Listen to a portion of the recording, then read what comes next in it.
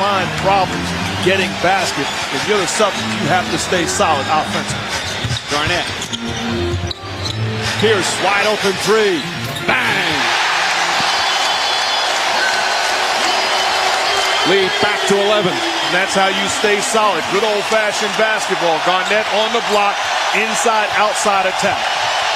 22 points for Pierce.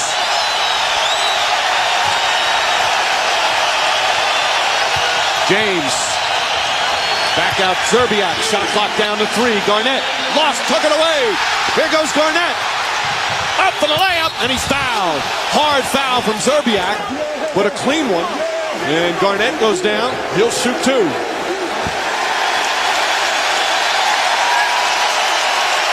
Three fouls on Zerbiak. Hey, this just in. Kevin Garnett is the defensive player of the year in basketball. Does a good job defending LeBron James. Then Zerbiak, the same thing. Puts the ball on the floor. Good hard foul by Zerbiak. But the energy and passion defensively of Garnett. To me, to be consistent, that's a flagrant foul. You think so? Without question. The way the flagrant one is called, Garnett's being penalized for being bigger.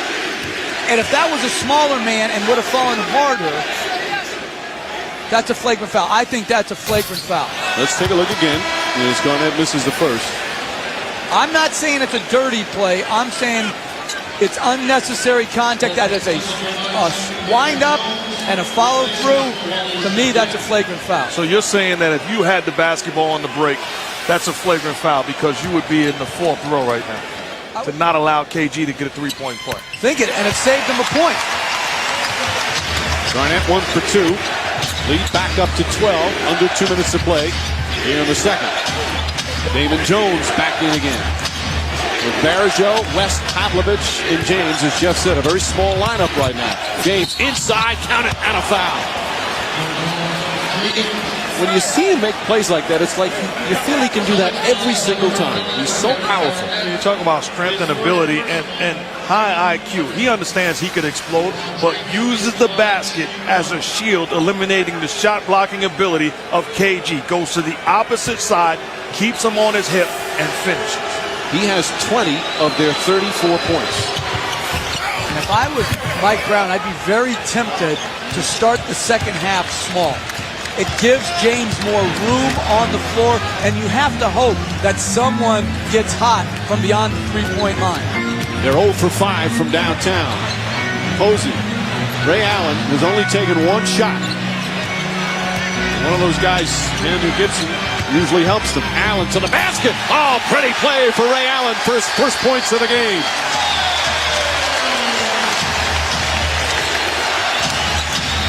They have smothered him on defense as Garnett greets some fans along the sideline. Don't forget, coming up at halftime, Stuart Scott, John Barry, and Michael Wilbon, the T-Mobile halftime report, a preview of the great game tomorrow on TNT, Spurs and Hornets. Interview with Chauncey Billups, who's perhaps watching today, waiting to see who his team's going to play. And then John and Mike's Day 5 playoff plays. Pavlovich, Jones, 3-pointer. That's good. Big bucket there for Damon Jones. When you look at Damon Jones, very similar to Eddie House offensively. A knock is going in. He's getting that man's minutes. That's their first 3-pointer of the half.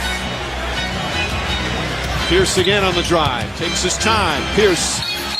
And a late whistle, but a foul. Pierce isn't the quickest player, but he gets wherever he wants to go. Very point, John. That's the corner 3. You've got to, from a defensive standpoint, try to take away the corner 3. Corner 3 just 22 feet as opposed to 23.9 around the perimeter. As Pierce hits another free throw. So the big guys on the Celtics getting a rest while they go small. What a first half for Paul Pierce.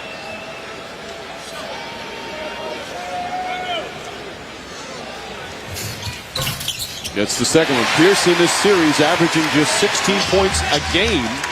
He's got 24 in the first half.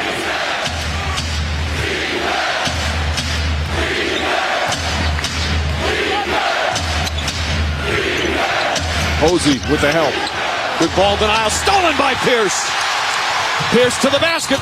Foul again as he goes crashing into one of the cameramen, and he's shaken up on the play.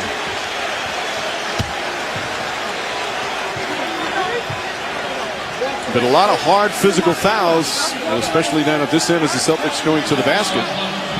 When you look at Pierce grabbing that ankle, he's in some pain over there on the sideline.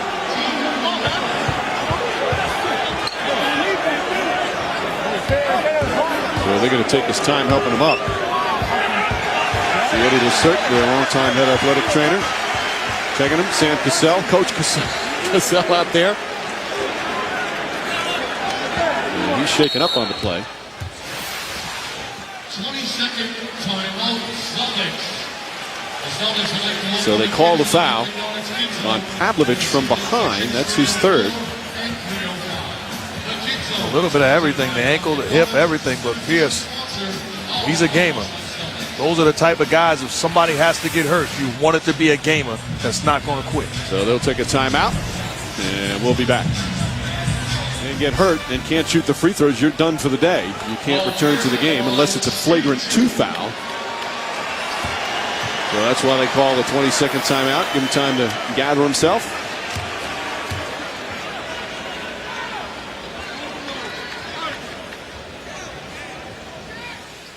And Pierce again, when he's getting to the free throw line at this rate, and that's his 7th free throw with the 8th coming up, that's when he's most effective. You know, Doc Rivers also said another thing as far as LeBron James. There's one defense that they have not done yet, and you can sense them doing it already in this first half. Double teaming LeBron James. Kevin Garnett is playing center field in position to help at all times when LeBron has the basketball. 26 for Pierce here in the first half. Shot clock is turned off, and LeBron James will hold it for the final shot of the period. Crowd starting to rise. He gets on its feet with his final possession. James inside, and he's fouled before the shot, although they're in the penalty, so he'll go to the line anyway with 4.2 remaining. But again, because of the switch, he got a more favorable matchup with Ray Allen. Ray Allen stood on his side, then he drove him and got to the free throw line. And I think both teams are doing enough switching so that if you are intelligent offensively, you can get the matchups you want. LeBron James saying after Game 6, I'm not ready to go home yet. Trying his best to keep his team from losing here this afternoon. Well, Damon Jones set the pick on the ball. They switched it. LeBron James goes by Ray Allen and gets to the free throw line. And I think if you're the Celtics, as long as you continue to have a cushion and you're not having a problem scoring on your end, then you don't want to overhelp opening up the three-point shooting of the Cavs. Pierce gets an ovation. Pierce has played his entire 10-year career here in Boston. He's going to go back and start getting that ankle checked. James hits a pair. So James, meanwhile, we're talking about Pierce. James has 23. Rondo, a three-pointer. And that will end the first half. A terrific one for Paul Pierce, so they're a little shaken up as the second quarter comes to an end. He poured in 26 points on 8 of 15 from the field. Meanwhile, LeBron James, not bad himself, with 23 points. Meanwhile, big play off the bench for the Celtics. He got some help, including from Eddie House, who's with Michelle. All right, not only Eddie, but his little boy Jalen, who jumped into this picture. Hey, Eddie, the energy out there was exemplified by your diving play to steal the ball or to get the ball. How would you describe what's going on out there with you guys, energy-wise? Well, we don't want to lose. You know, we have a goal of winning the championship, and the only way you do that is stay alive and win this Game 7 and go into the Eastern Conference Finals. And so got to leave everything out on the court. We got the rest of the day to rest. We got tomorrow to rest and get ready for Detroit if we get this win. So we got to leave it all on the floor, and that's what our focus is. And I think it's like that from top to bottom. You know, Cleveland, they've struggled, but they're really not. They're still in this game. It's not put away yet. So what do you need to do second half? I think we just play a little harder.